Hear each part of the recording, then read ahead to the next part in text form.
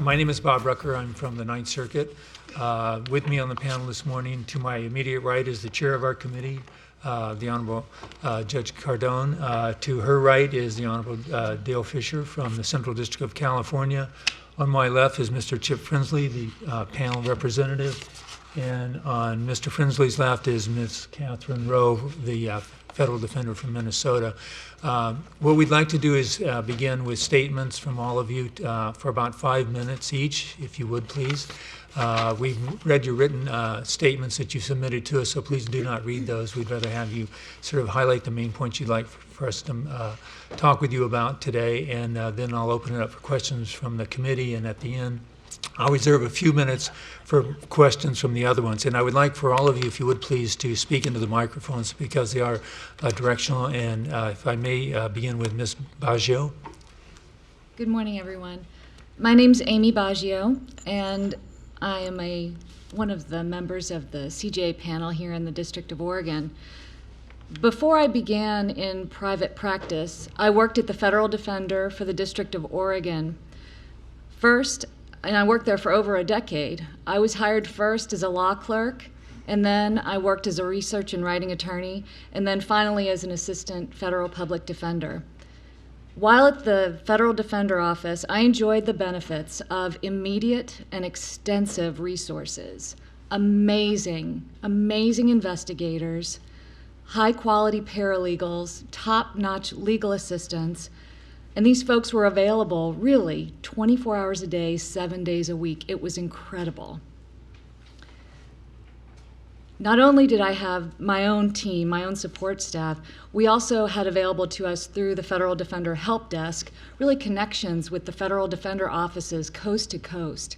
And if I was looking for an expert or had a question about whether someone had litigated a particular issue, I could send an email out to all the federal defenders across the country and get help from everyone. It's really a tremendous opportunity to be a part of the Federal Defender family. I left the Federal Defender and its fabulous resources at the end of 2012 and opened my own solo law practice. I now have one of the worst legal assistants in town, me. And you'll see that in my letter. There's some typographical errors in there I apologize for. But my secretarial incompetence has been balanced out by the benefits of a fully flexible schedule and the ability for the first time in my legal career to say no. That is why I left the Defenders, a wonderful, wonderful work environment. But I think that my experience in both worlds allows me to bring a unique experience to this committee's involvement in the CJA review. I've been receiving cases under the Criminal Justice Act now for 3 years. And in my statement to the committee, I outlined my dual roles as appointed counsel, both in helping the clients and in reviewing the lawfulness of the government's action. I thought in my oral testimony I might offer an example or two of how these roles play out in a typical appointed case, and then I would welcome your questions. In terms of the guiding hand of counsel, I once represented a client who was charged with multiple federal felonies. This person had no recent criminal history, but he committed a series of serious federal felonies in a very short period of time. When he was caught, his family was shocked. In a short period of time, that shock turned to anger and embarrassment that their family member would do this. His family judged my client, more seriously and more harshly than any Article III judge could. It was a very difficult time in my client's life. They just couldn't believe he would do something so stupid. I engaged in multiple meetings with my client, and the client, in interactions with me, was pretty good at seeming to understand what was going on. But when I pressed him to make sure that he understood complex federal questions such as guideline enhancements or the grouping rules, he got a little bit cranky and even rude. I used my investigator to conduct background interviews with key family members, and what we learned through those interviews and reports was that my client had developed an increasingly bad attitude and self-imposed isolation in the weeks leading up to the offenses. Something wasn't right. I brought in a forensic psychologist to help me to assess the client's functioning. We gave the doctor all of the interviews that we had done and related background materials that we had gathered. And the doctor reviewed the materials and then put my client through a battery of tests. This doctor was able to figure out that the client was exhibiting significant signs of early onset dementia. It was an extraordinarily difficult job to give that news to the client and his family. But figuring this out was huge, not just for his case, because obviously it had grand implications, for the sentence imposed. But it had a huge impact in this person's life. His family was not angry anymore, and they did not close their doors to him. They opened them and their hearts. Excuse me. I'm sorry.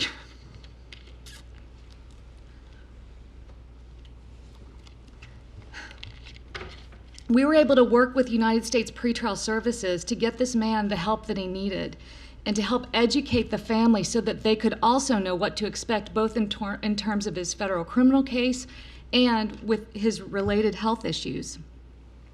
In the process of sentencing and after sentencing, we worked with the United States Probation Office to help them know best how to manage this person and how to best keep him out of trouble.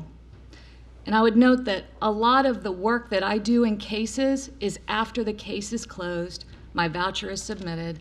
If a client needs me to do something, I help them because it's the right thing to do. I don't bill for that. That client did stay out of trouble. The charges were extremely serious, but the investigating and using of an expert to help us understand this person's conduct in context allowed us to not only address his conduct appropriately, but to also set up a real plan to prevent further crimes. It was a terrible situation, but one that was made a little less terrible because of the help of the resources made available to me as his appointed attorney. He was punished, and he was punished appropriately. He did not reoffend. He is what you might call a criminal justice success story. Regarding my other role as appointed counsel in examining the lawfulness of the government's actions, when I get a case, I spend what I believe is an appropriate amount of time reviewing the government's evidence, making sure that it's all there, and asking questions about from where it came. I provide an initial legal analysis to make sure that I am reasonably, appropriately assessing what the government did, how it did it, as to both investigation and its charging decisions. Even if my client broke the law, it does not entitle the government to break the law or even bend the rules. And while I couldn't, if they're not following the law, then why should anyone? And I think that's an important thing that we carry with us. And it's important to our clients, too. They want to know that the police are following the law just like they have to follow the law. Now, I couldn't find an exact number of the percentage of federally charged individuals who are given an appointed attorney, whether through the Federal Defender's Office or through the panel. But in my experience, it's got to be close to 95%. That means that in approximately, again, if my numbers are correct, about 95% of the cases, it is up to us, appointed counsel, to assess the lawfulness of the government's conduct. This is particularly important with regard to cutting-edge legal issues related to search and seizure and creative charging decisions. I don't sit and twiddle my thumbs, billing all the time, wondering how can I come up with some far-fetched, implausible legal argument. That is not what I do. I utilize the rule of reason. I'll give you an example. In a large case on which I was appointed, the government provided discovery that included recorded attorney-client communications and communications covered by the work product privilege. It was a huge case, and there were not many of them. maybe 6, but 1 is not okay. These seized communications were not minimized as privileged upon initial interception nor subsequent review. They were not later flagged as potentially privileged and sequestered for review by a filter team. I received the privileged communications in the course of regular discovery, along with all the other materials that had been provided to me by the case prosecutor, and it had been provided to him by the case agent. While I do not normally file a motion requesting disclosure of any filter team protocol in existence in a given case, this time I did. I did because it was reasonable under the circumstances and based on my review of discovery, which was that there was proof positive that there was a problem in the handling of this evidence. What did I do? I made a federal case out of it. Why? It matters. It matters not only for my client, it matters for every client, for every potential client. It also matters for every attorney. It matters for our entire system of justice. And even in filing these motions, even if you don't win your motion or get your charges dismissed, and I didn't do either of those in this case, the lawfulness reviews allow for identification of big picture systemic problems or questionable practices that need to be thoroughly vetted by an independent judiciary in open court. This is good for me, it's good for you, and it's good for our entire system of justice. Whether spending time and resources to help clients or in thoroughly vetting the lawfulness of government conduct to keep the executive branch in check, we are absolutely essential. I thank you all for the hard work that you've done as part of this committee. Our system has a long way to go before we arrive at true justice, but I implore you to use this opportunity to do whatever you can to make us better, to protect us from budget cuts and from politics. We are not powerful, we are not popular, but we are necessary. Thank you. Thank you, Ms. Holton. Thank you. Thank you for giving me the opportunity to testify here today. I have done a lot of work in our state public defender system, and I can tell you that if I could raise that system to the level of the CJA system, I would be a very happy person. That being said, there are issues that need to be addressed, and that's why we're here, and I very much appreciate the work that this committee is doing. The criminal justice system is on the front line of handling so many issues in our society. My goal when I take on a CJA case is to do my best to get my client out of trouble, and then, or to the extent that I can get them out of trouble, and then to give them the tools to stay out of trouble once this has passed. The fact of the matter is that almost everybody who comes into this system will at some point in their life be out of the system and back in society.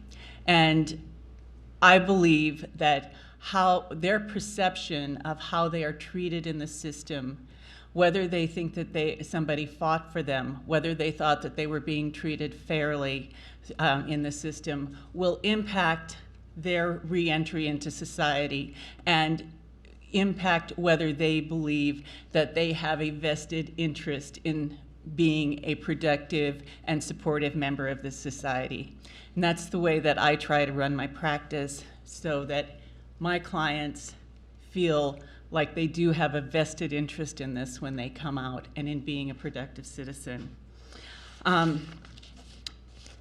In my representation as a CJA attorney in Montana, my biggest concern is my access to my clients. And I was here for the previous session, and I heard that that's a huge concern throughout the West, as you might expect, because our distances are so vast. But most of the clients who are detained in Montana are detained in a small town on what we refer to as the High Line. They're detained in Shelby, Montana. From where I live in Helena, it's a 4-hour drive to Shelby. At this time of year, we can have really bad roads, and the daytime hours are short. I really, at this time of year, cannot make that trip and spend some time with my client and get home in a day. I don't think it's safe. So in the summer, I'll do it. I can't do it in the winter. But that's an 8-hour round trip. So just in windshield time, that's more than $1,000. If I have other travel costs, which I do, getting a hotel, food, mileage, that's probably $1,200 to $1,300 for just a trip to Shelby. And I will tell you that I would so much rather be doing substantive work on my cases. Windshield time isn't productive for me, it's not productive for the system, and it's not productive for my client. As I heard discussed previously, in our district, as in other districts, we get our discovery pursuant to Rule 16.4. There is a part of me that understands the reason for that, which of course means that I can't leave that discovery with my client. I have to be there while they're reviewing it, and obviously that can be a many-hour process. The good part of that is that it helps develop an attorney-client relationship and a trusting relationship, which I think is important. But it is, and I also accomplish a lot of work on understanding the discovery and understanding my client and understanding the case when I'm doing that. But again, it is a huge investment of time. It is also difficult for us to even schedule a time to see our clients at the facility in Shelby. They have very, very limited attorney visiting. And so even making arrangements for a day that works into our schedules when they've got an attorney room open, sometimes that's very, very difficult to arrange. The other thing that I've noticed, and this is probably not within the purview of this panel's inquiry, but they don't seem to have much concern with, or I don't feel that they address security issues very well. One time I went there for a debrief. They put us in the counselor's office, which had a glass window into the pod. I was there with a couple of case agents. Everybody in the pod could see my client come into that room. The case agents, to their credit, when he walked in, because we were all horrified as we saw them leading him to the counselor's office. He walked in. They said, "You go back in there. You tell them that you told us to pound wood, and we are leaving, and we will reschedule this." That was a trip to Shelby that was of no benefit to anybody. The other problem that I see with security there is that because all of the federal clients are essentially handled there, we have clients from the same cases in the same pod. I have a client right now who has been housed in a pod with a man who he is supposed to testify against. I've made several calls to the marshal. The facility has ignored on a couple of occasions our requests to do separation. So to me, those are huge considerations. There are, going back to the issues of attorney-client or visitation, there are suggestions that we can do it by VisionNet or whatever. It may be a reflection of my age, but I can say that I think that the only way to develop an effective attorney-client relationship is to be sitting across the table from somebody with no barriers. And part of the reason I say that at this committee is in another place where our clients are sometimes held in Great Falls, Montana, there is not a single place to visit our clients where we don't have a barrier between us. And that is also the case at the federal courthouses, where we go into lockup before court, and there are screens that frankly give you a headache between you and your client. Those make it very, very difficult to communicate and very difficult to develop trust with your client. Ms. Holton, could I give you just 2 more minutes, please? Sure. Thank you. The next issue that I want to talk about, and I'll try to talk fast, is the resources issue, because it's inherent in the system that the prosecution has more power than the defense. That's just a fact of the matter.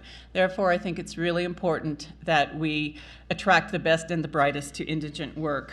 And that does boil down to resources on many occasions. No one else in this system has to worry about whether they're going to get paid or not, whether their paycheck is coming in and when it's going to come in. And clearly there has to be oversight of the billing process, but anybody who is a chronic offender in overbilling can be dealt with by removal from the panel. An attorney shouldn't have to work with fear that they won't get paid. And as in my experience, the soft caps are simply not adequate for anything but the simplest of cases. That moves on to experts. The soft caps on experts, $2,400, is simply not enough to hire an expert. I'm doing some post-conviction work right now, and it all tends to revolve around DNA, where the FBI analysts came in and testified that they weren't able to find a match, but my client wasn't excluded, which essentially meant they were included. That isn't true. That could be one of every 2 people in this room in some occasions. The DNA people I work with, I can often talk them down a bit, but in their regular practices, they can bill over $400 an hour. That's less than 6 hours before I have to go back and ask for more money. It's just not enough. The other problem is that I see in retention of experts is it reveals defense preparation, and that's especially true in sex cases where I ask for a sex offender evaluation. If I don't then use that evaluation, the clear implication to the judge who's approved the money is that there's a problem with my client. And moving on to training, which is a critical aspect, I believe, of good defense work. I think that we actually do have very good opportunities for training. We do in Montana, but I would like to address the really great programs put on by the Defender Services Training Branch. Those can cost somebody from Montana about $1,000 to go to, or more than that, even though the tuition is free. And in that regard, I wanted to remind the committee of some wonderful programs that were put on in the early 90s called Only the Strong Survive. They were regional programs, all expenses were paid, the speakers were fabulous, and I would love it if they would come back into being. Thank you. Thank you. Ms. McCrea. Good morning. I'm Shaun McCrea. I'm based out of Eugene. And as you see from my written testimony, I served as the Oregon panel representative for about a dozen years, and I was on DSAG with Mr. Frensley for a number of years. And I serve as currently the chair of the Oregon Public Defense Services Commission, so I've had a lot of opportunity to view issues from both the state and the federal standpoint. My hope is not to repeat what I've said in my written testimony. The 2 colleagues next to me have ably expressed a number of issues, so I came to tell you a story, because that's a lot of what we do as criminal defense lawyers, is we have to learn about our clients so we can communicate with the prosecutor, with the court, with pretrial, with probation, about who this person is that we are representing in a way that they usually cannot do for themselves. And what Ms. Baggio says about us doing things after that final voucher is long gone is so true. I have a client who served 17 years in federal prison for a methamphetamine-related charge. He went to trial. I did not represent him at the trial. He was convicted. That was in approximately 1993. Did his 17 years. I was appointed to his appeal. I did his appeal. I did his petition for certiorari. You can see how it went. I did his 2255. And then he went on with his life. But he would call me from time to time and let me know how he was doing, and he would ask me questions, and I would do things for him as I could. And then recently, I got a call from him and then from the local U.S. attorney, one of our U.S. attorneys in Eugene, saying that he had been arrested. He was still on supervised release, that he had been arrested, and that the locals had arrested him because he was in possession of methamphetamine. And I thought, oh, here we go. My local prosecutor said, Shaun, he's going to need to come in and plead guilty to another charge. He's going to go away for a long, long time. And if he doesn't plead guilty, we're going to file an 851 notice so that we're going to invoke his prior, and he's going to be looking at probably the rest of his life in prison. Not a happy circumstance. However, my client told me that what had happened is that these local officers had approached him at a gas station. They had searched him without consent. They had then, of course, found something on him, which is not a good thing, but told him, look, we don't want you. We want you to work with us. And nobody is ever going to know that you're working with us, not even your federal probation officer. They wanted him to be a cooperating informant, which is a violation of his supervised release agreement without his probation officer knowing. Supposedly nobody was going to find out about this, but obviously when he had been arrested and I came into the matter, somebody had found out about it, and that is a whole nother story. But the long and the short of it is, in doing my investigation, what I determined was that what he was telling me was absolutely correct. And not only that, but they did not follow their own agency protocol of having him sign a written informant agreement. They lied to DEA about it. They had him do work for them, and he was not going to get any credit for it. This was a long, drawn-out circumstance over the period of a couple of years. I was court-appointed by the federal court. I had an investigator, a very good investigator who actually had previously worked for that same agency and knew how they were supposed to do things, which is something I would not have known. The long and the short of it is that I canvassed other attorneys about these same officers. The U.S. attorney I was dealing with in Eugene agreed that no additional criminal charges would be filed. My client then made admissions to violations of his supervised release agreement. His supervised release conditions. He was given an additional sentence, which he then went and served. But my point is, but for our adversary system, but for the resources that were available to me as his counsel to be able to investigate this, to overcome my own skepticism about the initial report, this would not have come to light, and these officers might still be doing the same thing. Things are changing for us, as we see in the news, with all of the video capability available across the country. More police officers are required to have body cams.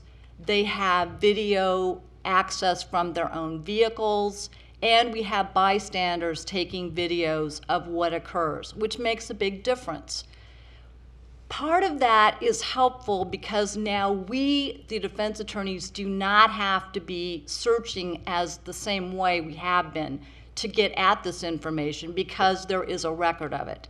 And part of it shows us that what is being brought forward in discovery is simply not true. In other words, the written police reports are not supported by the actual evidence, which is all the more reason that active, careful defense counsel who are trying to make sure that a defendant is provided due process is important and critical in our system.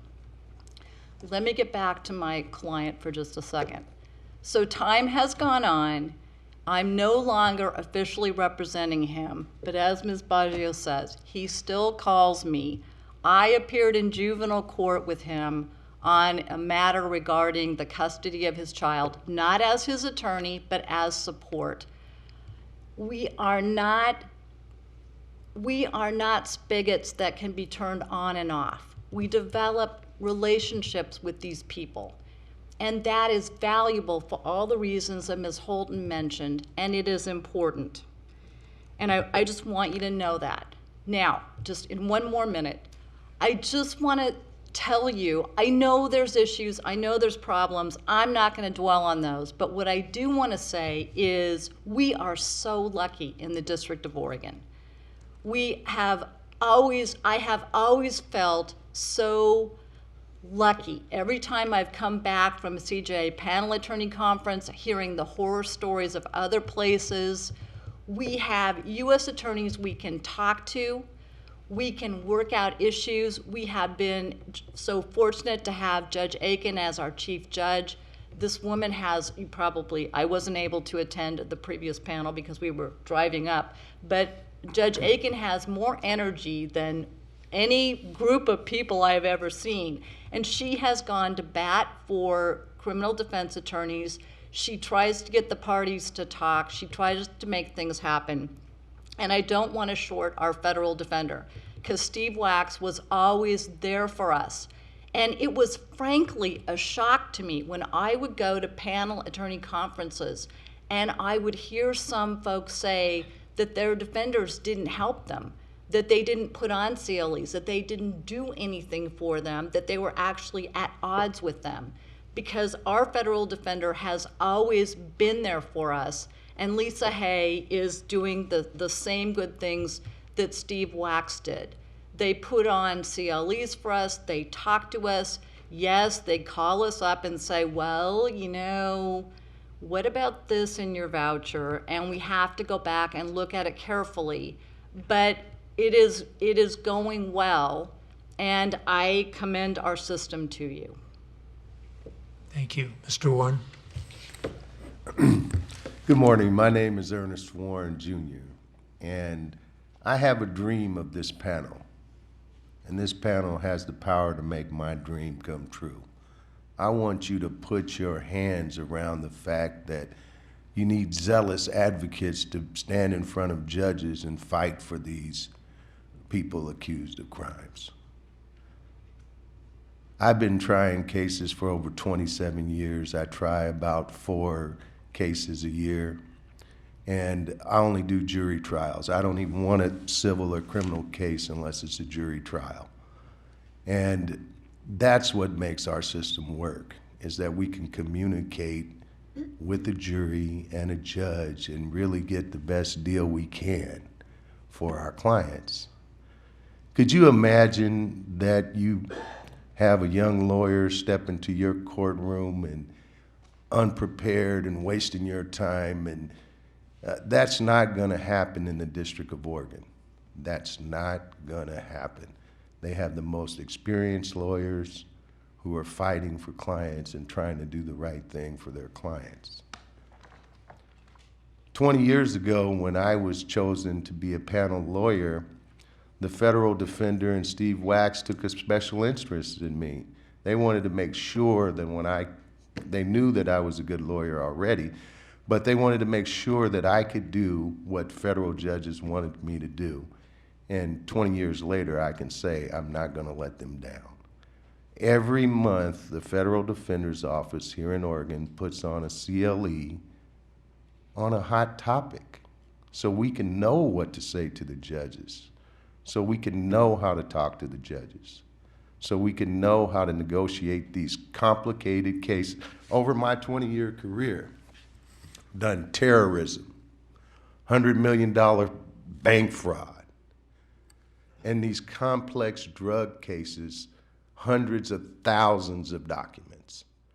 And how do you put that all in a place where all of a sudden you can put your client in front of this court and get the best result for them that they can if they plead guilty? And what if you do have to go to trial? Then you want a zealous advocate.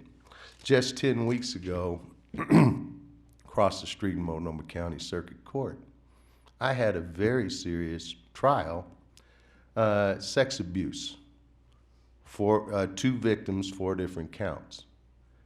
All of a sudden I look up, there's Judge Mossman from U.S. District Court. I asked Judge Mossman, what are you doing here? He says, I'm coming to watch your opening statement. I see an entourage with Judge Mossman. I say, who are all those people? He says, that's the Pakistani delegation of judges. They've never seen a jury trial before. They're about to watch yours. I say, all right. And they watch my opening statement, and Mossman comes, taps me on the back. Good job, good job. This is going to be an interesting case. I didn't have the chance to tell him that we got a full acquittal on that case yet, but I hope to tell him that soon. I just think it's so important that in my practice, when I sit down, I go and I'll drive 2 hours and meet with my client for 4 hours and go over these documents that are subject to a protective order, and I'll go over it with them again and again and again and again. I want to know everything about my client before I ever start to negotiate. I want to know every question that the pre-sentence report people are going to ask before it's ever asked. I want to know everything about my client's mental health condition way before anybody else does, so I can make a decision on what is going to be the best approach to take to try to get the least amount of time for this person or get this person released or off. That's what I want to know. I can say the judges have actually asked me, go get your client evaluated. And at the end of the day, after I did get them psychologically evaluated, I didn't share it because the evaluation was very bad and it wouldn't have been helpful to the sentence.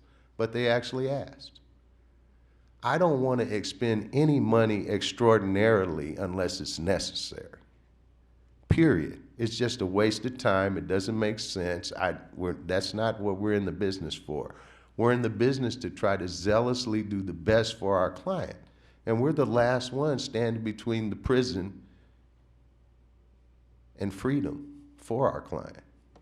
That's the way that I see it. Finally, I just want to say I thank you for being here, for being concerned about what we do here in the District of Oregon, and I look forward to accepting any questions you may have on behalf of the panel and my clients. Thank you. Thank you very much. Ms. Wood? Good morning still.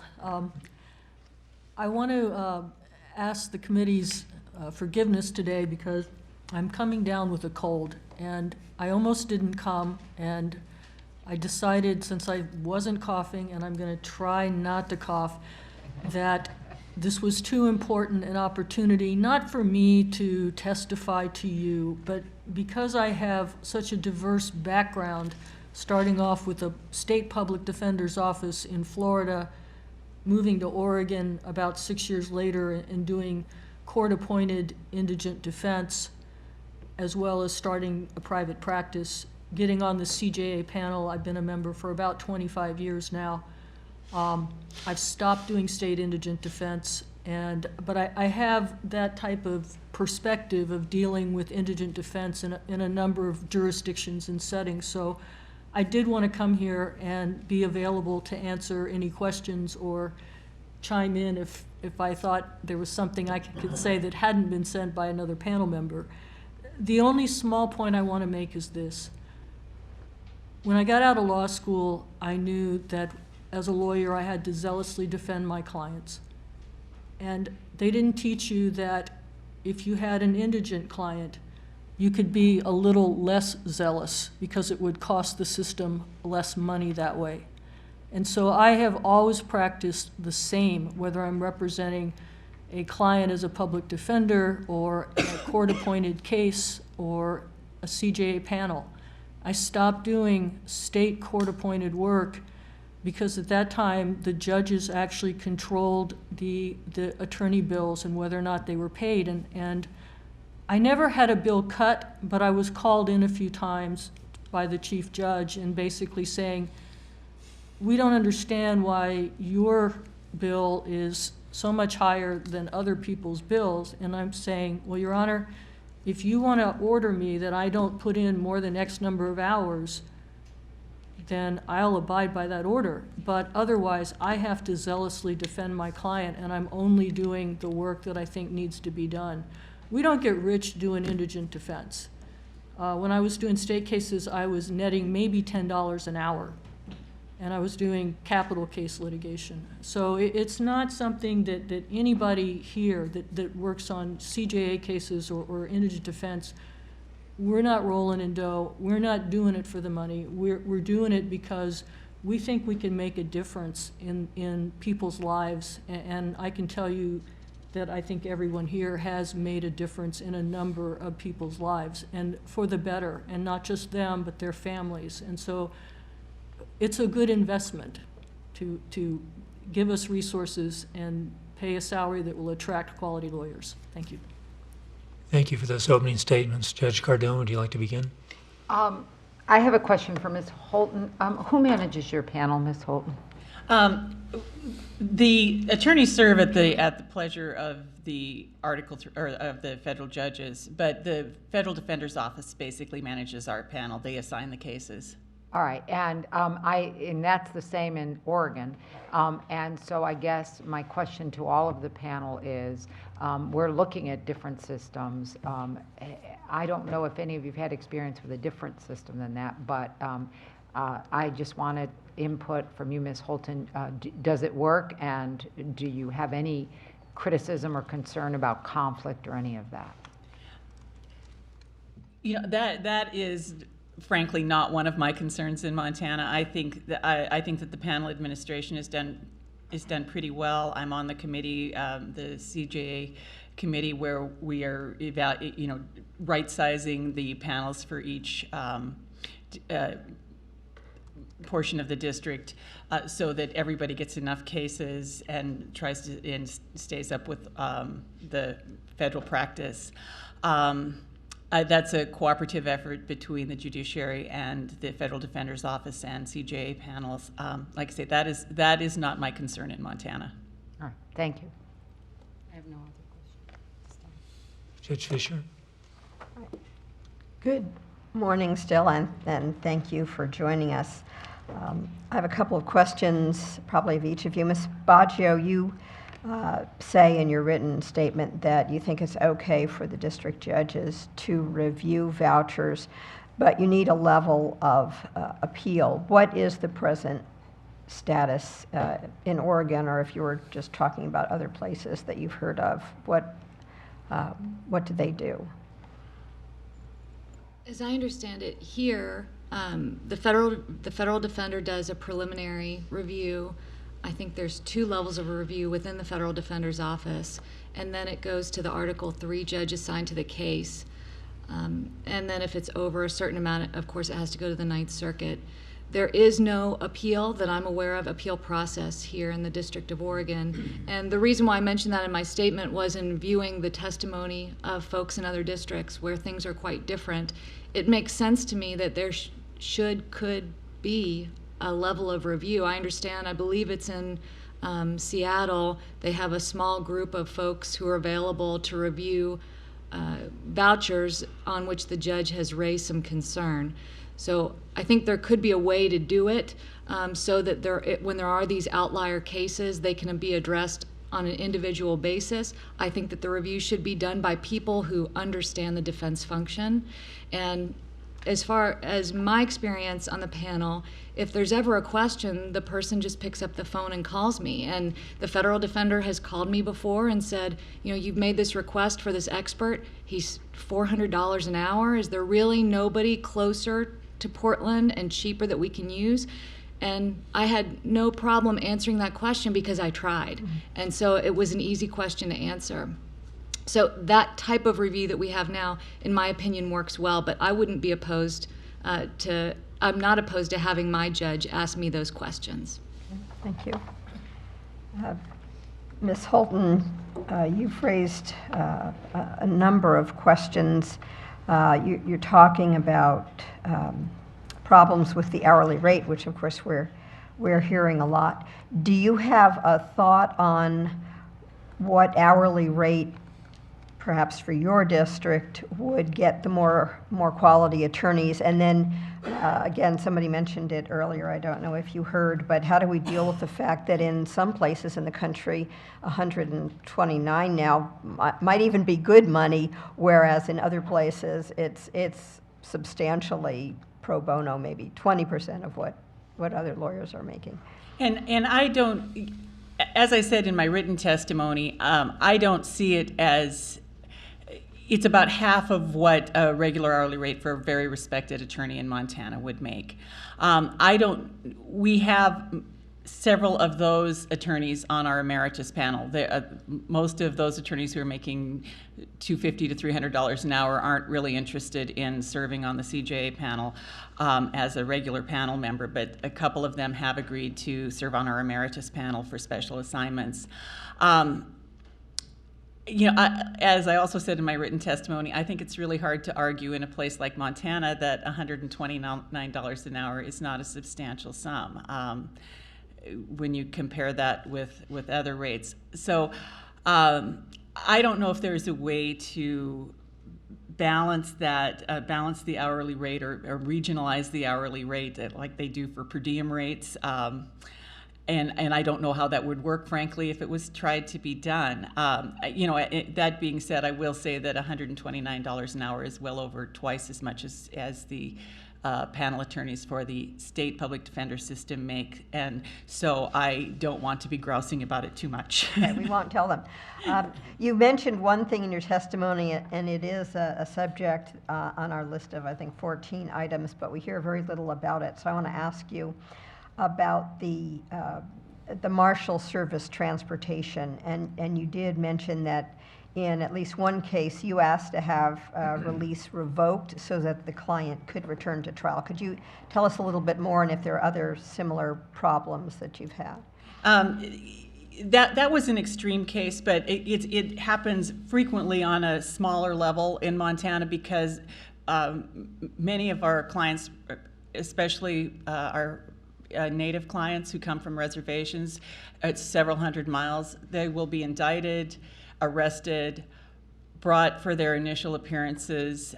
If we're able to gain release at an initial appearance or subsequently at a detention hearing, then there's no provision for getting them back home. That oftentimes falls on the shoulders of the defense attorney to either provide funding to get them home or do something else. The example that I told you about in my written testimony was a huge child pornography bulletin board case where they were pulling people in from all over the country. My very, very poor client came from Missouri. This was in the dead of winter.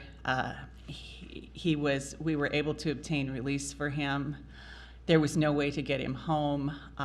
He had no clothes, appropriate clothes. We had to address all of those problems, and then when it came time for him to come back to court, he had, I could have paid for a bus ticket, I suppose, but there's no provision in our system for it. So in order to get him back to Montana without a cost to him or his family, the only way to do it through our federal system was to have his pretrial release revoked so he could be transported in Con Air, essentially. Thank you. Ms. McCrea, you mentioned a little bit about reinstatement of the DSO, and we've heard a lot about that. I don't know if you have seen any of our hearings, but do you have anything specific that you want to say about that? Is that a substantial step toward alleviating some of the more recent concerns? Is it just a start? Is it enough to improve the feeling of independence of the defense function? What are your thoughts on that? Judge Fisher, members of the panel, I have not been able to watch the other hearings. I had the best of intentions, but the reality of private practice is that I just was not able to make the time. So for that, I apologize, because these are matters near and dear to my heart. I was grieved when Defender Services was reduced from where it had been to where it currently is. I suggest that re-elevating it or re-initiating it into the separate area that it was would be a significant benefit in terms of independence. I'm expanding a little bit on your question, because in my written testimony, I provided some discussion of my meeting with Judge Gleason a few years ago on the question of, should Defender Services be outside the judiciary? Should we come out from underneath your protection? And my answer strongly at this point is no. It has worked in the state system, but we have the assistance of the Chief Justice there. Well, we need a certain amount of independence, and I submit that having Defender Services in that role is a great benefit to the defense function. We still need to have the assistance and the protection of the judiciary to make sure that we are budgeted fairly by Congress. Thank you. Mr. Warren, do you have, I think I saw you nodding, do you have a thought on that you want to add? Yes, I think that it would be a mistake not to have it under the judges totally, because sometimes the issues with respect to services should be held ex parte. It should not be made available to the prosecution to know what the defense is going to do. I just think it's more of a confidential process that might be in jeopardy if it's put somewhere else. Let me also ask you, and several of you, first of all, thank you all for your dedication to criminal defense, and some of these stories just sort of tug at us, but hearing from Ms. Baggio and others, but how do you see the future of criminal defense? We're hearing a bit about aging panels and difficulty getting people coming out of law school to be interested in criminal defense. And I don't know if that's just the monetary aspect, because with the numbers of lawyers coming out with no legal jobs, and we hear them greeting at Walmart, $129 would be a good thing, but they need to get some experience first. Do you have concerns about that? And you started off by talking about we can accomplish getting zealous advocacy, and so Yes. that's the goal. How do we do that with the present system? Well, I can only say what I'm doing at my firm. I just took in a young associate, 26 years old, and he has to go to all the trials that I go to every year. He has to work very hard with me. I just paid $200 for him to join the Federal District of Oregon as a member, and my goal is to build him up to where he can be a panel member. Yes, it doesn't pay a lot. Wish pay was better. The cost of living in Portland is probably a little bit different than in Montana. Certainly the cost of living on the West Coast is pretty high. I think that this is something that's different than Miami or some other place. It's the cost of living. And Portland, San Francisco, Los Angeles, Seattle, they all have high costs of living. It costs a lot here. In fact, the price of property in Portland right now is skyrocketing. It's hard to make a living here. So I hope somehow those type of facts would be considered when determining how much a reasonable hourly rate. I would say Ms. Holton said that for her emeritus lawyers, $129 an hour is probably half of what they make. In Portland, I'd say that'd be 1/3 of what a good lawyer would make.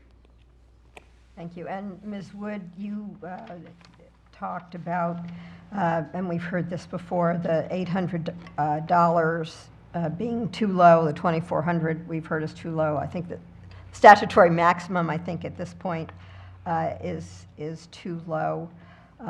We're hearing all of those things. And you also mentioned that it takes too long to get prior authorization for funds. And from someone in the District of Oregon, that's particularly interesting because all we're hearing is how wonderful the process is and how great the judges are. So where do you see the holdup? Is it just in the system itself, that the way things have to follow through and get to the circuit, or?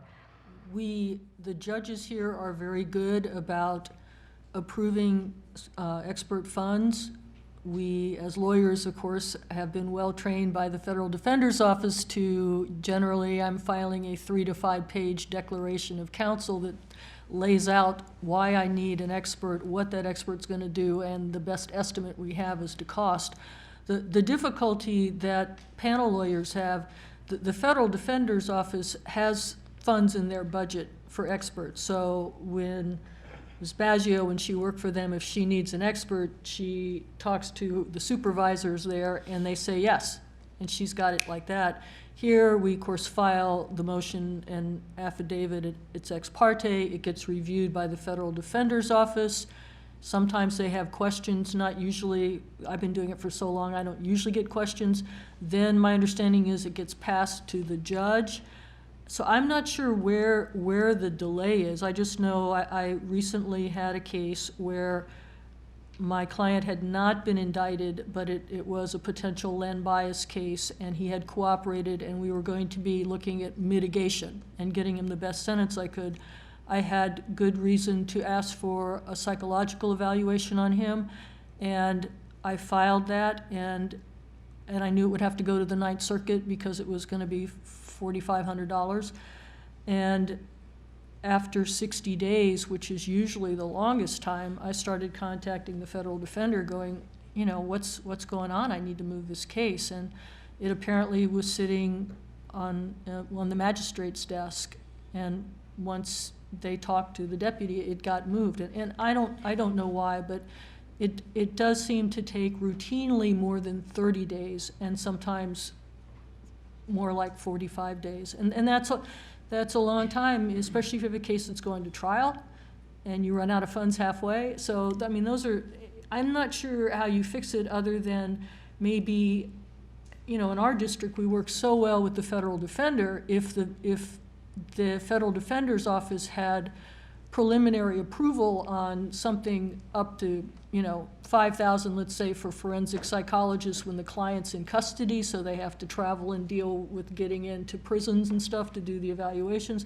If there was some reasonable scale set so that the lawyer knew if it passes the federal defender, it may need to go up for judicial approval, but you can go ahead and get your expert started because they're 99% guaranteed those funds will be approved. But, you know, especially with the budget problems in recent years, we've gotten the message, you better not have your expert start until you get those funds approved. So, Thank you. Mr. Frinsley? Thank you. Ms. McCrea, hi. I wanted to ask you a question follow-up on some of the remarks you made earlier about your experiences as the panel attorney representative and having the opportunity to interact with and have conversations with lawyers in that capacity in other districts, and how you would come home recognizing how privileged you were to practice in a district like this as opposed to some of the horrific places that things were happening really bad for clients and bad for lawyers. And I want to ask you, you know, what do you attribute that to? What do you think it is that makes it different here than the way you've heard it is in other places? It's different here for a couple of reasons. One is because there is communication between all the different parties. The judges talk to us, the U.S. attorneys talk to us, we talk to them, and we talk to our colleagues. That's one thing. The other piece of it is that I can't speak for other places, Mr. Frinsley, but I can tell you that we have judges here who have long recognized the importance and the need of what we do. And they're willing to do whatever it takes to make the defense function work, as well as having federal defenders, people in charge, Steve Wax and now Lisa Hay, who are also committed to that. And we're able to call up the federal defender's office, either the Eugene office, the Portland office. I talked actually to the assistant federal defender down in Medford, where I have a case the other day, and they will talk to us. They will help us. They will provide us motions. They will give us suggestions. And all of that makes a big difference, an incredible difference. And we also, I guess the other piece of it is, we talk to each other. So Ms. Wood and I drove up today, carpooling, partly because we're Oregonians and we're careful about that, and partly because we're CJA lawyers and we're trying to be conscious of the system. But we spent the whole time coming up here talking about law. And that's kind of what defense lawyers do. You get together, and no matter what the circumstance, you sort of end up talking about law and your cases. But it is very collegial. And there have been times in the past where there was one particular prosecutor in the Eugene office who shall go nameless, but I'm sure that my colleagues will recognize him by his description. And he has been a prosecutor for so long that when we have a case together, we end up trying the case by phone, just saying, he'll say, well, you're going to do this, and then I'm going to do this, and then you're going to say this, and then I'm going to do this. And I end up chiming in and say, yeah, and then I'm going to file this motion, and you're going to respond this way. And it actually is beneficial because we're able to streamline the issues. So those are the factors I think that we have in Oregon that make us different. And I also want to say, Mr. Frensley, this is not what you asked, but I do feel compelled to add it, which is that this is not to take away from any of the CJA panel attorneys I met throughout the country, because even though I sat on the National Criminal Defense Lawyer Board of Directors for 5 years, it is those CJA lawyers who really impressed me. And those are the people that if I have a question about something in Montana or Nevada or someplace, Georgia, even somebody I don't know, I pull out my old sheet of the CJA panel lawyers and I'll call a person and they will help me. They will talk to me. And that is a benefit for me, for my client, and for the system. Those things you talk about are sort of cultural and personality related, and it seems that that's one of the criticisms of the system, is that it is in large measure personality driven with respect to whether a particular judge is inclined to do this or inclined to do that. And I'm curious, because one of the things we've heard a lot about is the role of the defender's office in panel administration in Oregon. And I'm wondering to what extent that structural situation of the defender's office administering the panel in Oregon contributes to the type of environment that you're talking about, and also helps to build the culture that you're describing is the reason for the success in Oregon. Well, people do make all the difference. That certainly is true. The structure in Oregon seems to work. It's been in place for a long time. For a period of time, the federal defender here had a specific attorney hired to do the panel administration. There were some issues with that, with sequestration. That is, as I understand it, back in place. There are people that we can specifically talk to who talk to us. If you have the structure and the right people, it's going to go smoothly. If you don't have the structure, it's not going to go smoothly. And I remember some of the horror stories I heard at CJA panel attorney conferences about the clerk's office in various districts being the ones who assigned the cases or who reviewed the vouchers. And it was an absolute nightmare, regardless of the individual personalities. So I suggest structure is very important, as well as having people who are committed to the defense function. With respect to the issue of vouchers and expert approval and that sort of thing, It seems like that there aren't huge concerns in Oregon, at least, about if you submit a voucher, it's going to get paid as long as you reasonably can explain what you've done. There are places where that isn't the case. And so I think when you're in a situation where you have an expectation that you're going to get funds or you're going to get paid, the idea of the judges having the final say is not so intolerable because it happens. Whereas if that weren't the case, then it might not be as good of an idea. And so it may be unfair to ask you, at least those of you from Oregon, because you don't have that experience, but I'm wondering if not the judges, who? If we didn't have the judges making the final decision, and I'll just ask the question to Ms. Baggio perhaps, who do you think would be an appropriate person who, or group or entity or whatever, who could make those final decisions about vouchers, about experts and that sort of things, if not the judges? I think that role could be housed within the federal defender as part of the CJA office. If we have an attorney in that role and assign the job of just reviewing vouchers. And I think especially as we have more and more of these large multi-defendant complex cases, there's an opportunity there to make sure that not only people aren't asking for too much, but they're asking for enough. And we could adopt a system in which when you have a large, serious case, that an appointed counsel needs to develop a trial plan. I mean, I do that anyway, not because somebody's going to look at it, but because it's a good idea. And then you can get a sense of what the resources are going to be needed to make sure that all of the defendant's rights are maintained and that we zealously represent our clients. If there was an independent person within the CJA office who has defense experience and is an attorney, who I could go to and say, okay, I've got this big complex Title III case, 200,000 pages of discovery, a million wiretap intercepts. This is how I plan to address the case. These are the experts I think I'm going to need. This is basically how much time I think it's going to take to try it. And then there's communication about and expectations about what I'm doing and why I'm doing it. And if I come in and I say, I've got this case and this is what I'm going to do, and they say, well, whoa, where's your time spent on litigation? This is a wiretap case. You need time spent in reviewing the lawfulness of the wiretap applications.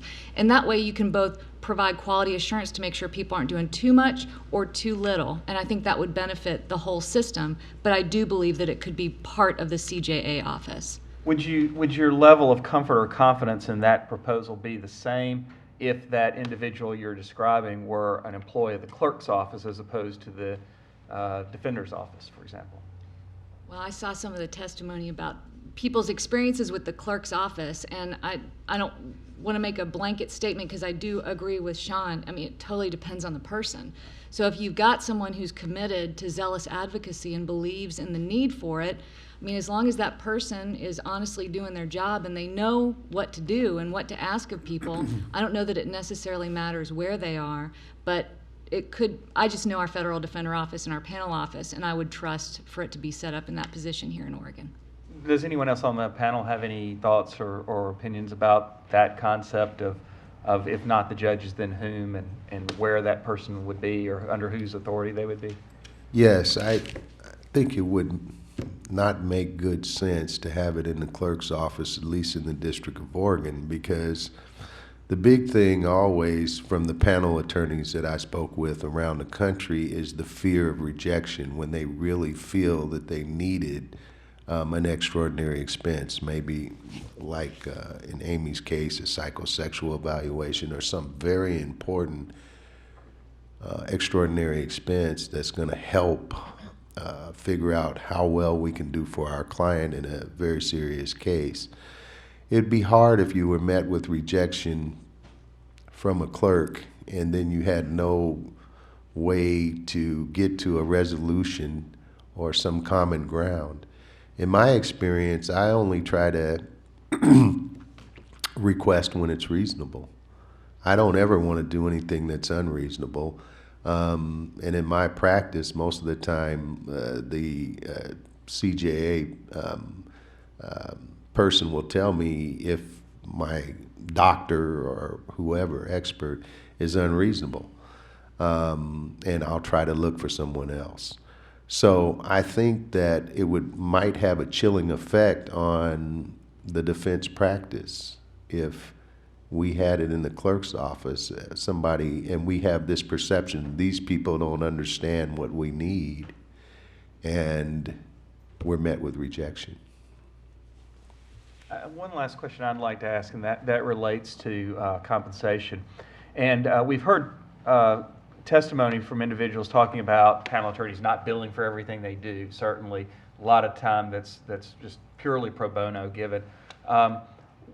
We've also heard about delays in processing vouchers, particularly excess vouchers that go to circuit. And I'm just curious, in your practice or in that of your colleagues, is it common for folks to self-cut their vouchers in order to avoid having to go to the circuit or avoid any potential concern or conflict with whether or not, you know, that voucher is going to get paid because it's a certain amount, and so you self-cut to bring it down to a number that seems like it's going to be more palatable? Yes.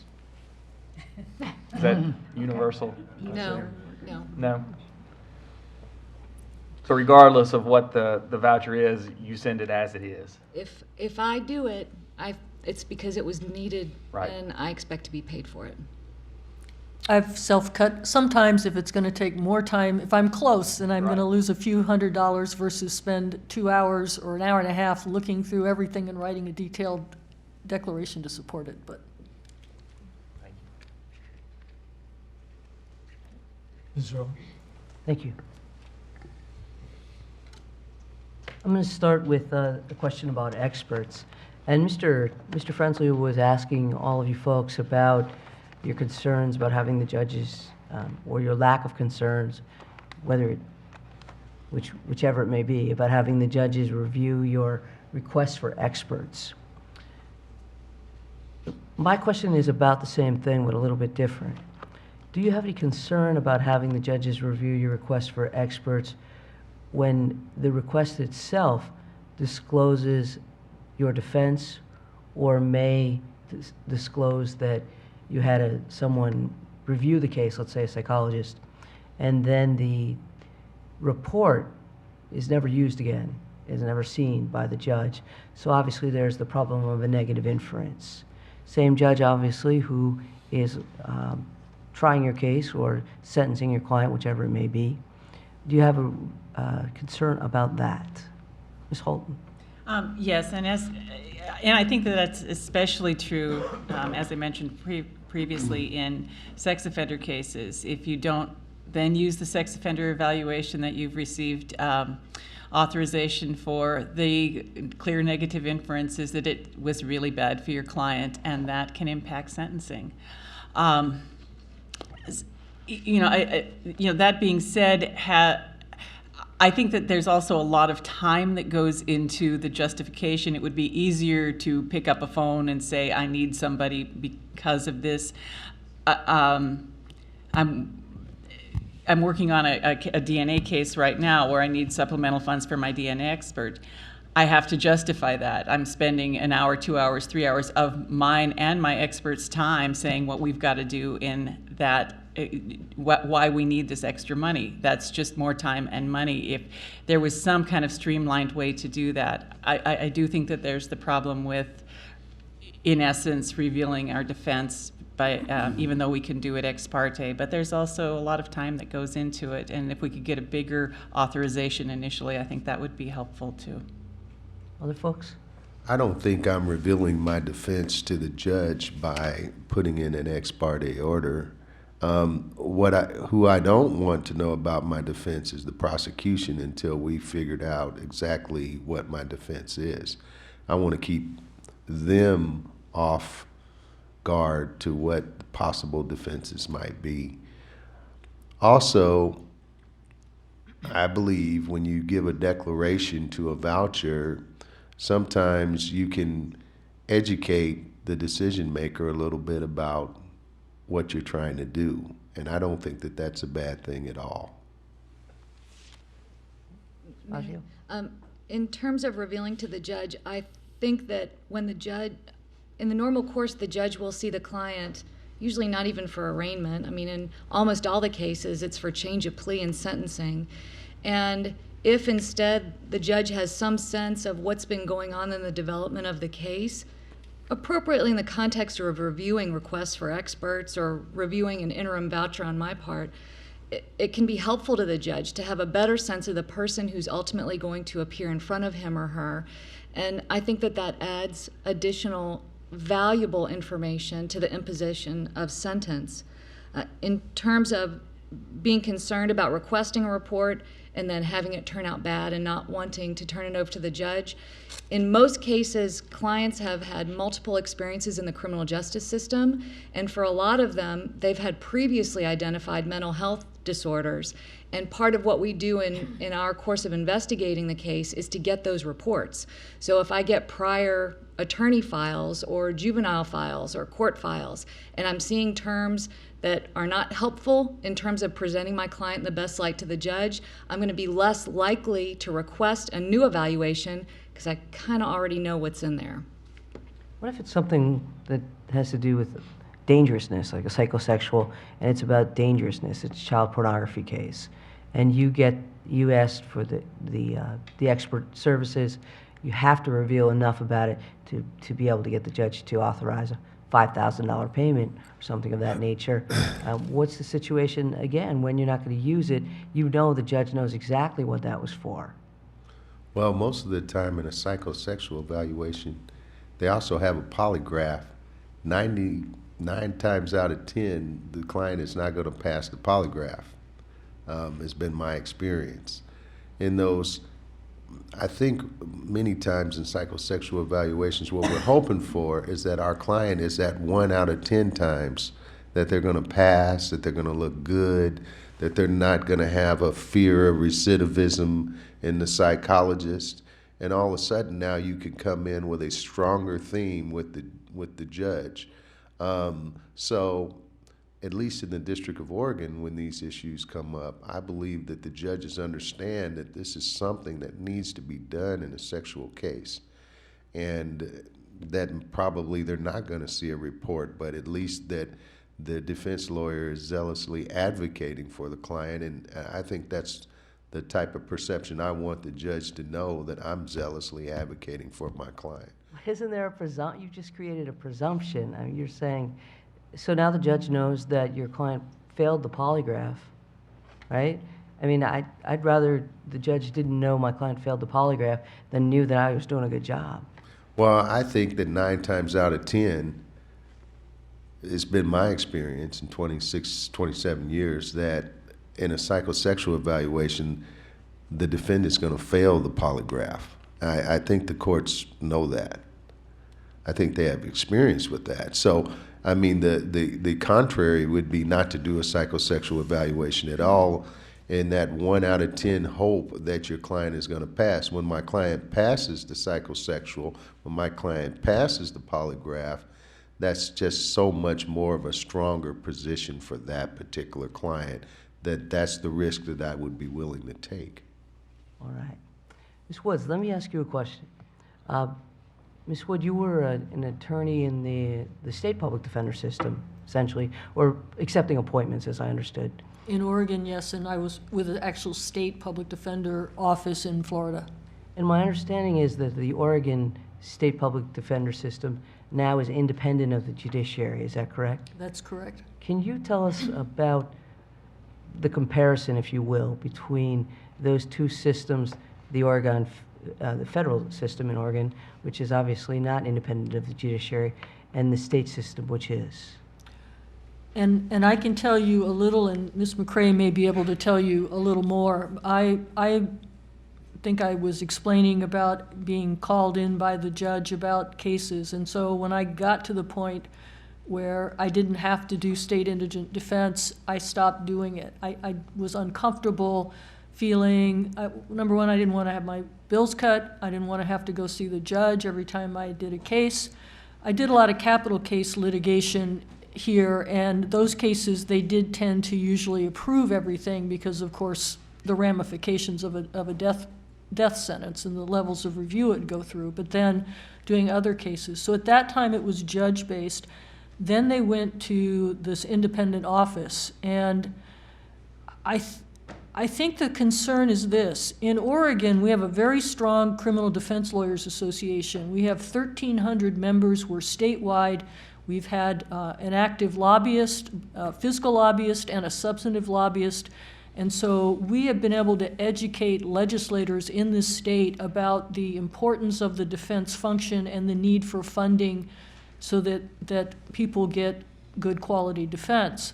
Now, there's always problems with funding, but they do fund this independent public defender's office. It's very quick to get expert funds and investigative funds approved through that office. I do that on cases, as I said in my letter, where I may be retained, but the family is paying me and they don't have funds to hire experts or investigators. And I can write the 2-3 page letter, explain what I need, and I can get funds approved in 2 or 3 days.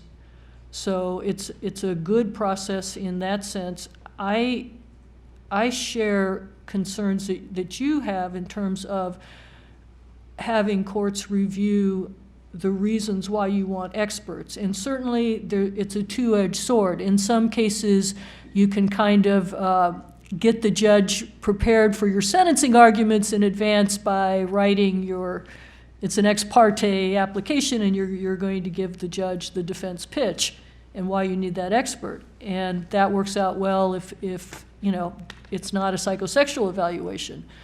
I've often just tried to run a polygraph first rather than ask for the funds and I do that with private clients. Don't spend $3,000 or $3,500 on a psychosexual evaluation if you can't pass the polygraph, because you're never going to use it. So I'm not sure. I'm a little fuzzy-headed this morning, so did I answer your question? Yes, you did. Okay, thank you. Ms. Holton, I wanted to ask you a question about the windshield time you were talking about earlier, and just how much of your bill that can become. You were talking about a round trip, I think of, was it 7 hours to get there? 8 hours. 8-hour round trip, and then obviously the time that you spent with the client. Has that been an issue for you or your colleagues in your district with regard to voucher cutting, or at least even voucher questioning, because of the amount of time that you spent in travel versus the amount of time that you spend actually researching or writing or meeting with your client? Because just the example you gave us, even if you met with your client for 4 hours, you spent twice as much time driving your car. I can tell you I have not personally had a voucher cut because of that. For me, the windshield time is more of, my objections to it are more that it makes the attorney-client relationship more difficult. And it's also, I don't think, is a good expenditure of my time. As I said before, I would much rather be doing substantive legal work. I would much rather be reviewing the case. I would much rather be doing legal research than being on the road listening to books on tape or my iPod. So it's your experience that the judges in your district recognize that it's necessary? I think that they do recognize that it's necessary. Another question I wanted to ask you about was the rates of experts and the availability of experts in your district.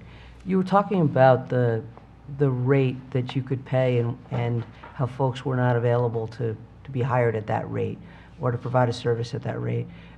What rates were you referring to?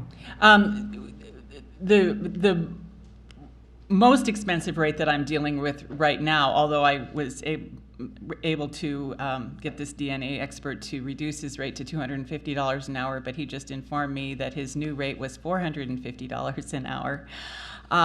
That's frankly the most extreme one. The other experts in our district, I think, are cutting. I know our investigators are coming into CJA work at less than what they're charging in their much less than they're charging in their private work. And I also know that, for example, our experts who do the psychosexual evaluations are cutting their fees for that as well in order basically to help us out. So there's no actual scheduled rate that you can pay with a cap on it. It's just that it's difficult to get folks to do it at a rate that seems like something that would be reasonable to the court. Is that what you mean? I think it would be difficult for me to get a judge to approve a $450 an hour expert. I think that would be very difficult for me. I think, and the cap of the soft cap of $2,400, which is really all I can get up front, is probably, it's in many cases it's not enough to investigate a case, and it's certainly not enough for for example, a DNA expert. And it would be nice to be able to go in once, ask for what you really think it's going to cost.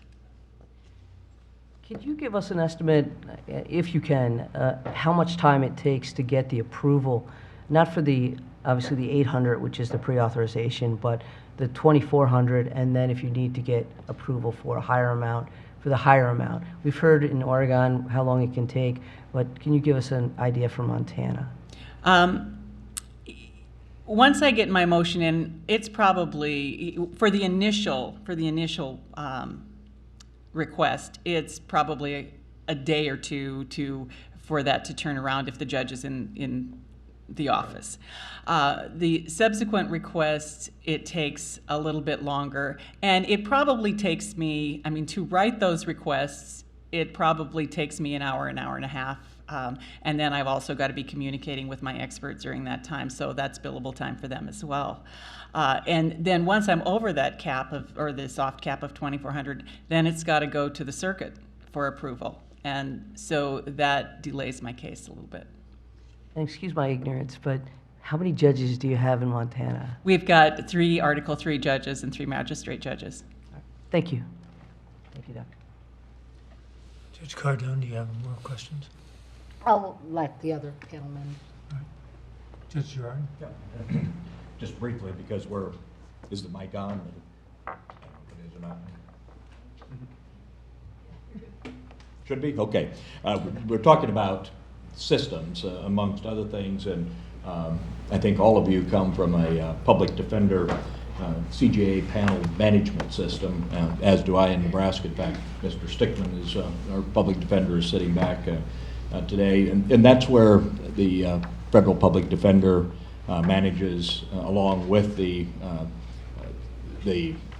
committee itself, manages the selection, the attorney appointment, the removal, if there needs to be removal, as well as initial review of vouchers. And my question is this: do you see that as a system that works sufficiently that you would recommend to the committee that there would be a one-size-fits-all recommendation, or are there alternate systems that you would see, or should we consider both?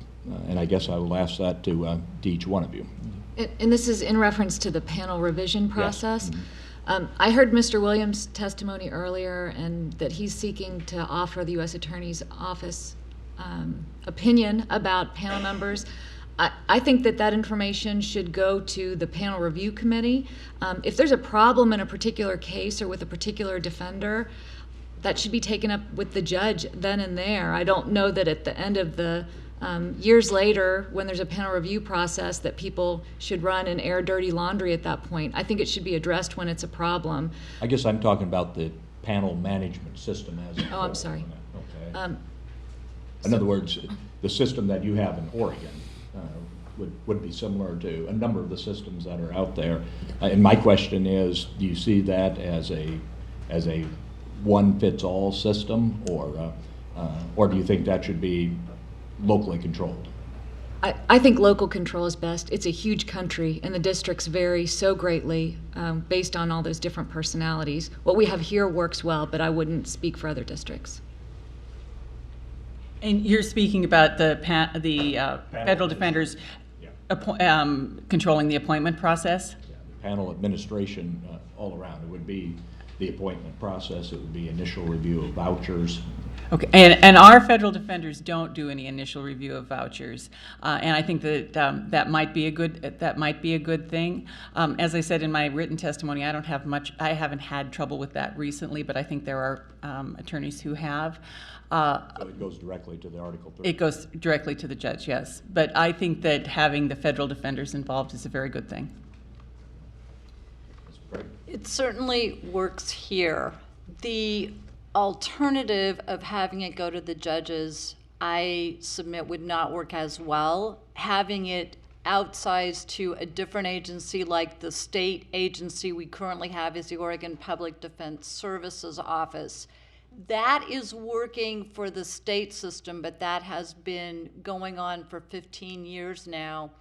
And we have substantially changed the Oregon state system. So there are very few lawyers who are practicing criminal defense on a court-appointed basis, on an hourly basis. It is more that there are public defender offices, different regions have public defender offices, and then there are consortiums of various law firms, and all of those individual entities contract with OPDS on a biennial basis. So it's very, very different, but in comparing that to what we have in terms of the federal system in Oregon, my feeling is that what we have in the federal system is working well for us. Your Honor, I believe that the federal system that we have here in Oregon is a model for other places. It works very well. The defender here has a great relationship with the court. If other defenders around the country had that relationship with the court, I think the system would work well, and the court would have someone to talk to and funnel it back to the panel lawyers what their concerns would be. I agree. That's all I have at this time. Mr. Khan? Ms. Baggio, I had a question for you. When you were testifying earlier in your oral statement, you mentioned that you wanted to make sure that judges understood that you weren't sitting around in your office thinking up implausible legal motions. And of course, one judge's implausible legal motion is another's creative legal argument. And cases like Apprendi and Ring and Crawford and Johnson all started out as those sort of implausible arguments. How do we square the need to to have our panel lawyers, not just our defenders, engage in creative legal advocacy with that requirement that judges see panel lawyers as responsible? I think a big part of the reasonableness of what we're able to do is because of the training that the federal defender provides to us. We work together to talk about what is the U.S. Attorney's Office doing differently now? How is the DEA investigating cases differently now? And there's open communication about changes in practice and changes in the law. When I said implausible, I meant truly implausible. And I think creative litigation is essential because they're creatively investigating and creatively charging, and we need to take the time to look at that carefully. When we have a very large case in terms of the billable hours that are going to the judge, I think that generally speaking, if there's a ton of attorney hours in there, it's because there's a ton of discovery or there's novel legal questions that there should be either motions filed in the case or at least detailed notes and research done in the attorney's file. So if there's any question, we can be open to say, no, I needed to look at this. This is a cutting edge legal issue, and I needed to spend the hours I spent analyzing it.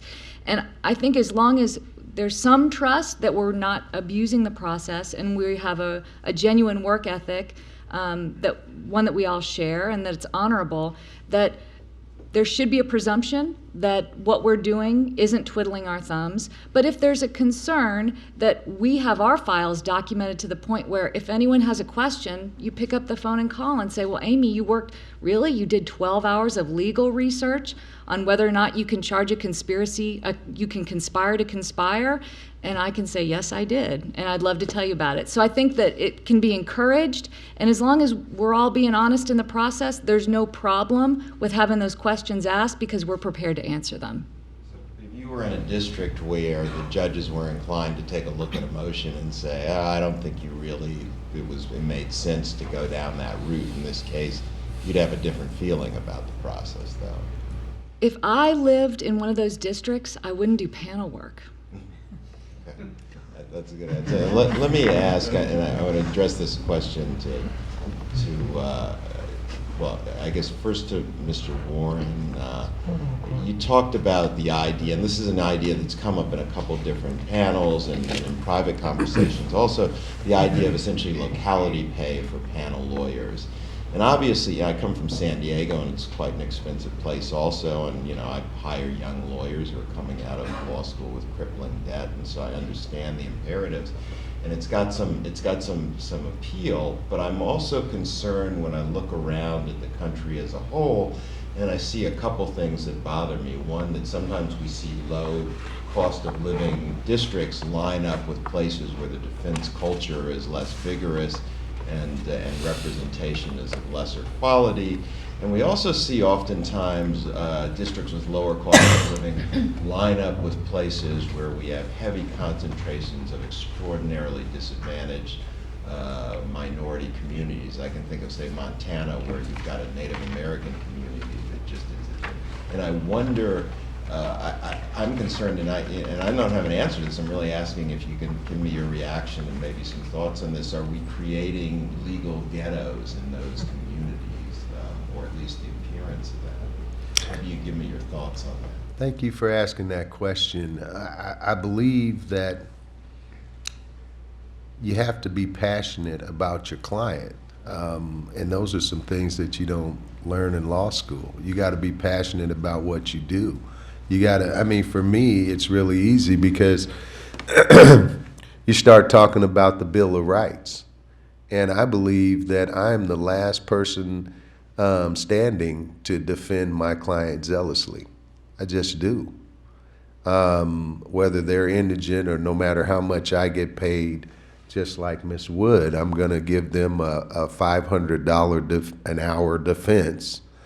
And I want to surround myself with people like that because I believe that's really the American way. You're right. I talk with my friends from down south, and I talk with my friends from around the country that do panel work and they do criminal defense work, and they really fight hard, but they don't get paid very well. So I think a lot of thought has to be put into how do we train people to get excited about what they do. I do think there needs to be some parity between what a panel lawyer does or a federal defender does and what a U.S. attorney does.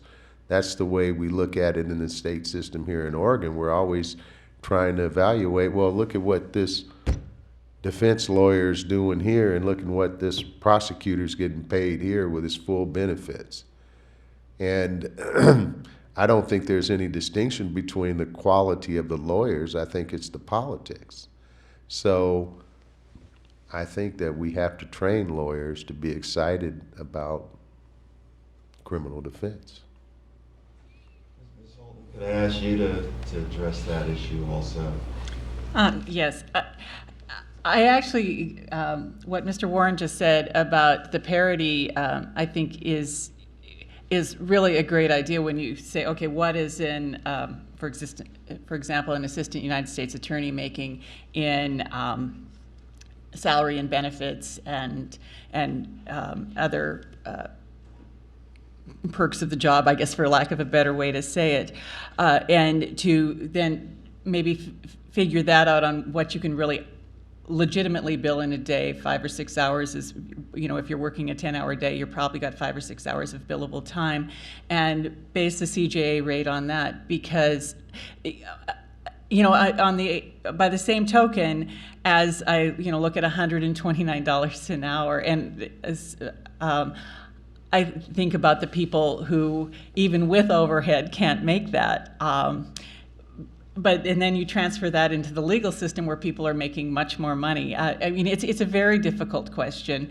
I think that most of us do this work because we feel like it's a calling, because we want to work, and because we think that this is the way to defend the Constitution and the Bill of Rights.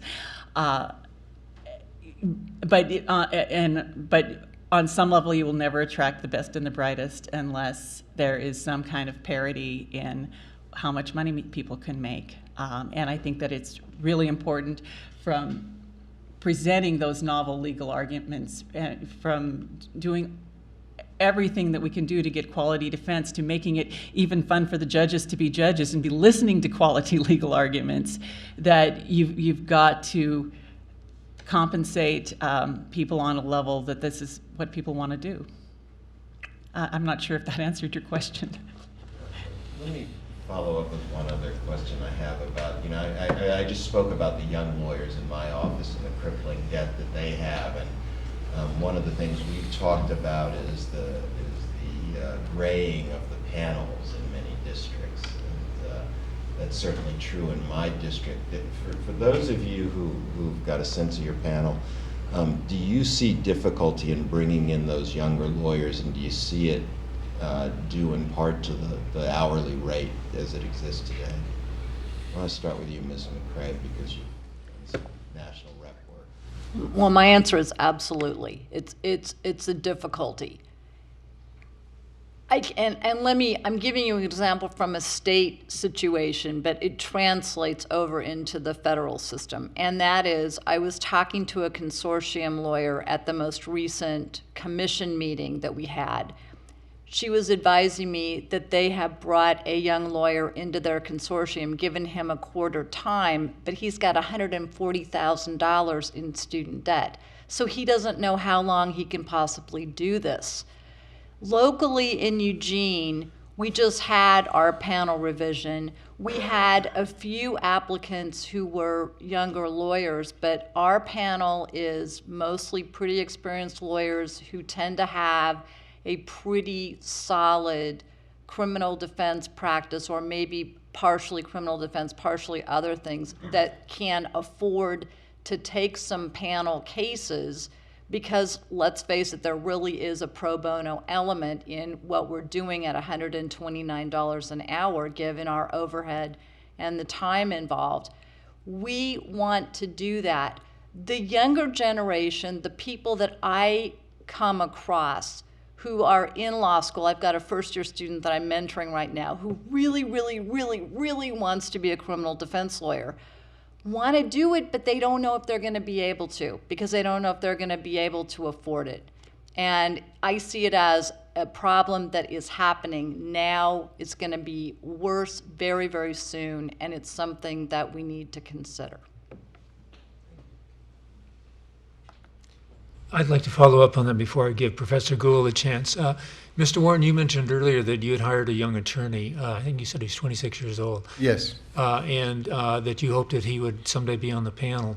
How, are you training him? Is he being funded partially through CJA funds, or how are you paying for him? Oh, well, yeah, of course, because part of my income comes from the CJA panel, but yes.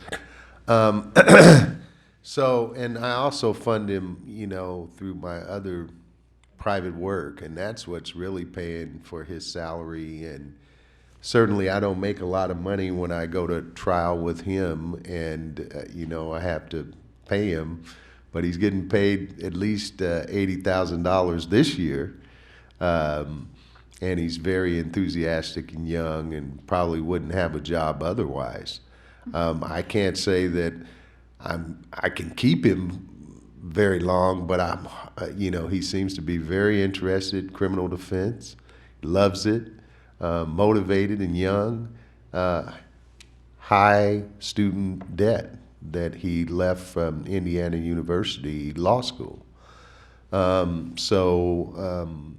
Yeah, I'm financing this way to become a criminal defense lawyer. Yes. But he's not directly being paid then as like a paralegal or something? Oh, like no, that? no. I don't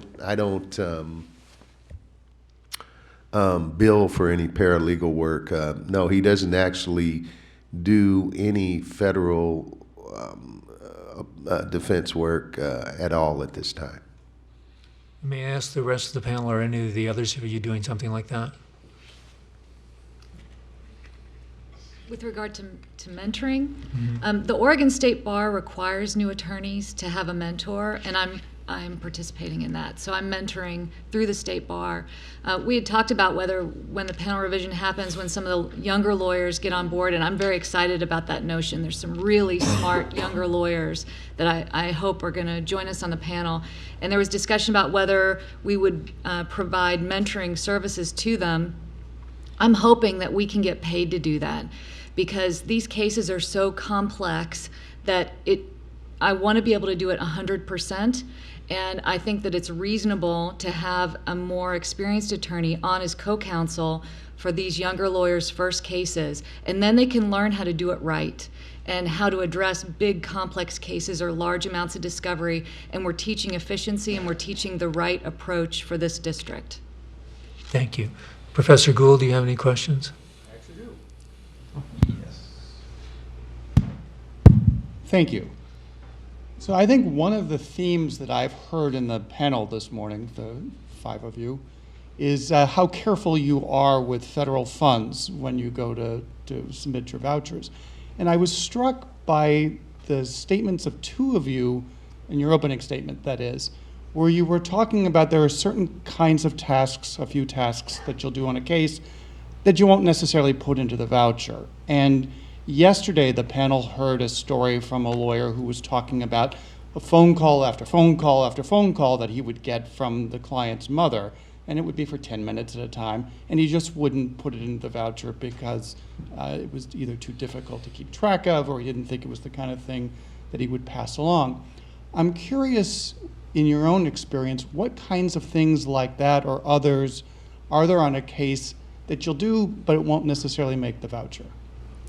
Well, for me, for example, we see the e-filings that come across our cell phones and computers, and I'll review it quickly, and if I have the dates calendared already, I won't put that on my filings, that I read those e-filings.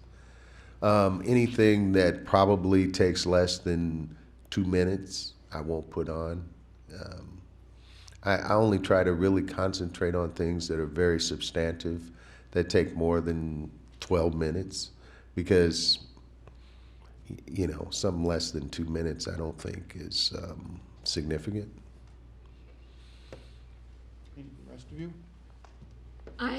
Excuse me, I will not bill for contact with my client's family if it's not case related. And I think that's very important. Some clients are higher maintenance than others, and some of their families are higher maintenance than others. And if I'm getting repeated calls from a client's wife or girlfriend asking questions, I don't bill for any of that. I think that that's important to the client relationship, because it's important that my client knows that I take his girlfriend's calls, but I'm not billing for that. I also do not bill for anything under 6 minutes. I mean, I'm honest in my billing. And looking at an ECF notice doesn't take 6 minutes unless it's a big, long minute order that I need to take a look at, but I don't bill for that either. And then sometimes in meeting with client families, I'll stop billing once really it's more hand-holding activity and it's less something that's going to help me represent the client in court. Occasionally there'll be peripheral issues of, hey, do you know a tax attorney, or I'm having this issue with my child, I need to go do this or that or the other, and I'll make best efforts to help them. I also don't consider that case related.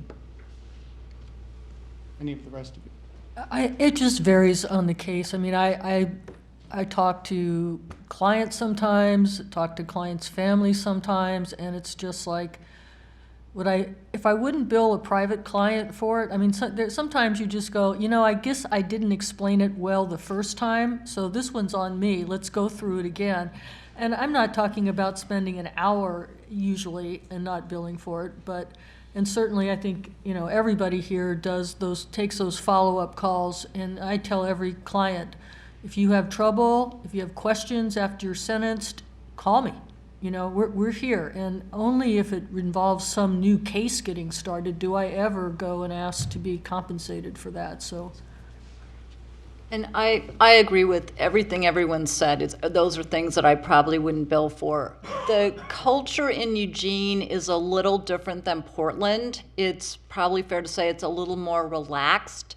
So we are able to do a lot of business by email with the court staff. I may have emails going back and forth between me and the court staff as well as the U.S. attorney to try to change a date on something, and unless it's like really involved, I usually don't put that down as a charge. Okay, so I guess what I'm trying to get at here is you don't see this as you providing pro bono service to the court. You see this as just a cost of normally doing business as a lawyer.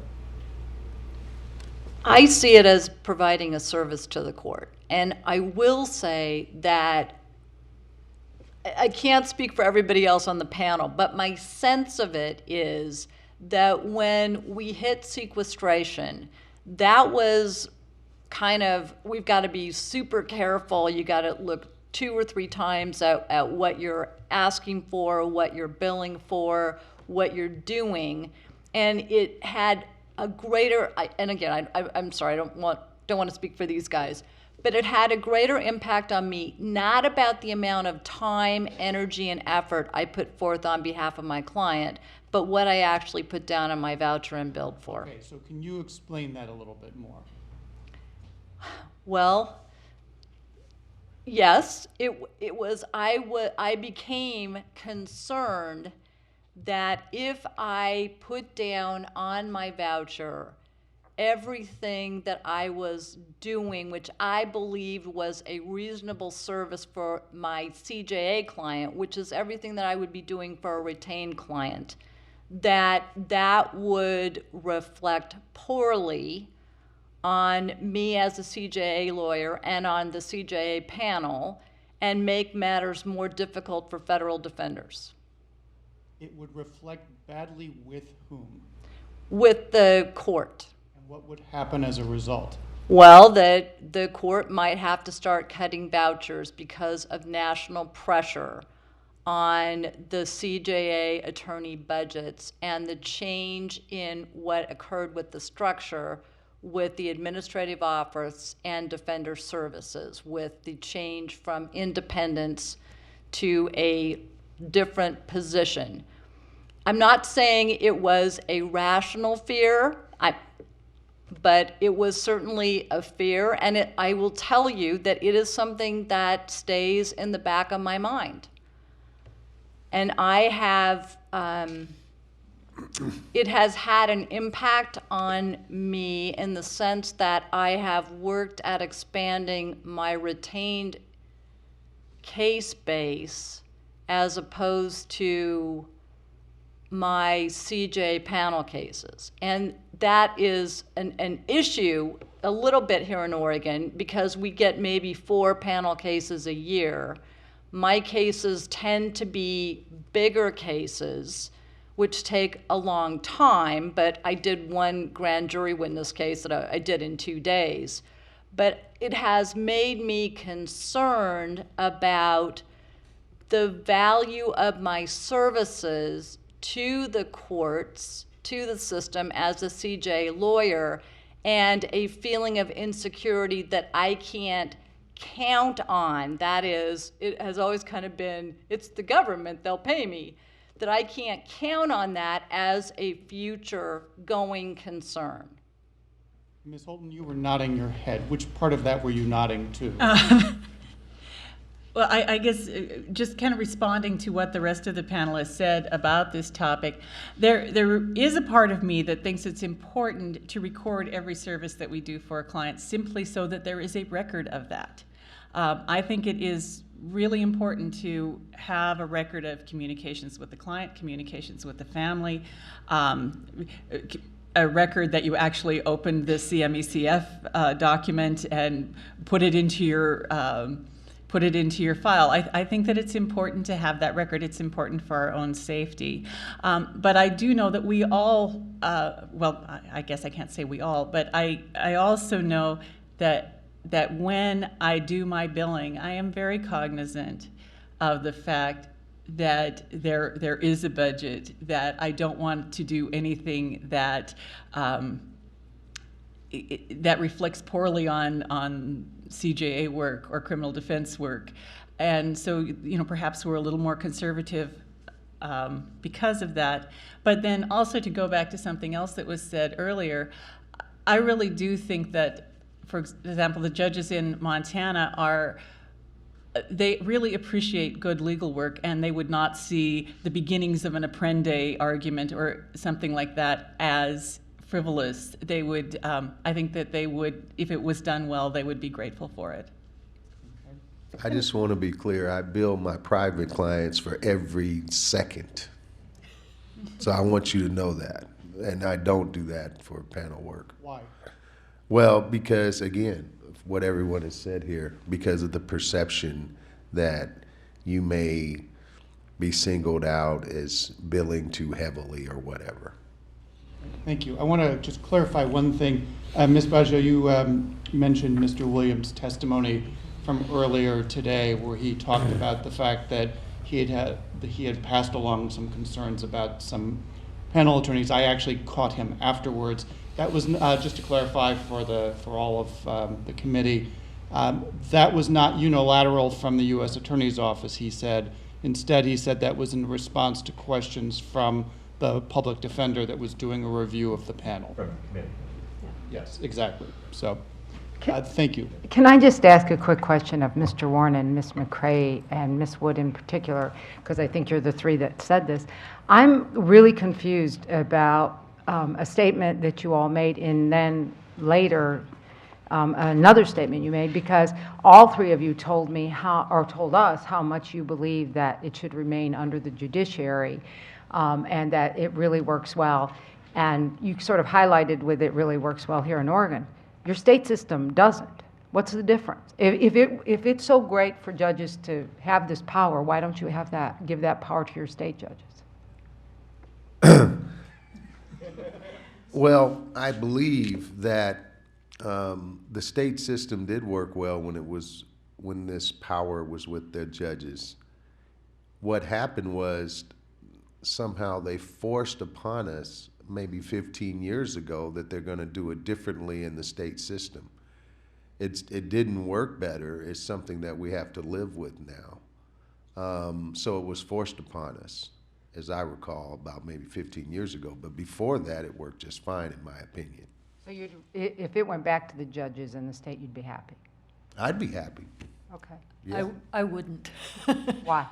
Because of having the experiences I described. I mean, I even had a capital case where a month before trial, the chief judge didn't want the case to be tried, and so he quit paying everybody that was working on the defense team, investigators, everything else. And I got to the point of having to be ready to file a motion to withdraw, and worked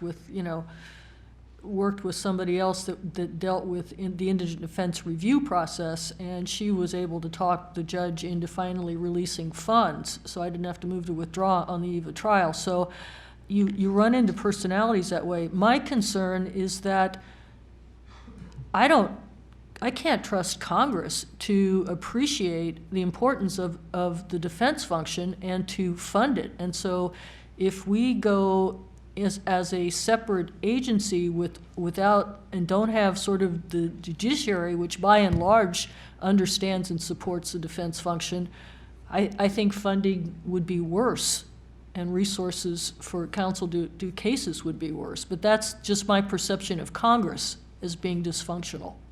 So is it fair to say that if you weren't worried about money, you wouldn't want the judges anywhere near this? I believe that having an independent defense office, the judges don't control the U.S. Attorney's Office. They don't decide who gets assigned to cases or whether they've spent too much time or resources out of their budget. And so I guess I kind of feel, again, that three legs of a stool, the prosecution, the defense, and then the judge who's the referee. And that's what makes our system so strong and what makes it work. And so whenever one of those three legs gets too close to controlling another leg, there is at least the potential for problems and conflicts. Your Honor, I want as much contact with the judge as the U.S. attorney has with the judge. Every time a search warrant is signed, a wiretap motion, anything of that nature, the U.S. attorney is in the office of the judge back there in the chambers explaining what this affidavit means and everything else. Every time I can have my ex parte contact with the judge, I want my ex parte contact with the judge too. Because I think that is something that the U.S. attorney has over the defense bar, is the fact to have ex parte contacts. And so if this is the only way I can have it, is to ask for money, I want it. Ms. McCrea? The Oregon system is working well. Our biggest problem is we don't have enough money. And it is shameful that we have to pay investigators $29 an hour. I am embarrassed by that. But anytime you have a situation where judges and defense lawyers are vying for pay with the legislature, there's an inherent conflict. And that was one of the issues here. And now we don't have that issue. There has been substantial improvement in the Oregon state system. But I agree with Ms. Wood. If we could trust Congress, we might be in a different position. But given the political arena that we face these days, we need to be under the auspices of the judiciary. Otherwise, I would, if I felt comfortable with the financials, then my preference would be to have a separate agency through Defender Services and to have judges as advisors and to assist the defense function, but not to have us within the judiciary itself. I'd like to thank you on behalf of the committee for your thoughtful and very candid comments. It really is helpful, and we do appreciate having you here. If in the future you think of anything else that you'd like to communicate to us, we'd love to hear from you. You can send emails to us at cjastudy.fd.org. And again, I would emphasize, please share any thoughts that you have with us, and thank you again for coming and giving us your time today.